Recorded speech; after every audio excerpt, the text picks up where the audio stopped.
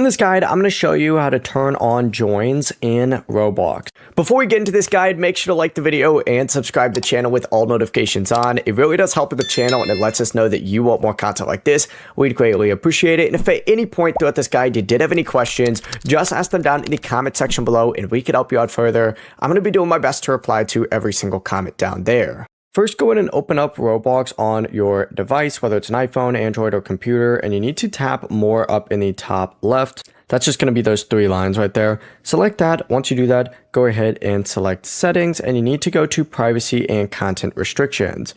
Find the visibility section on here. So open that up and then select visibility, and you want to set your online status to everyone and everyone right after. As soon as you do that, everyone will be able to join you whenever, and you can always go back and turn it off later if you don't like it. Now, if Roblox does not let you change these settings, you do need to check your account info overall. So select account info and you need to go ahead and verify your birthday. If your account is under 13, someone join.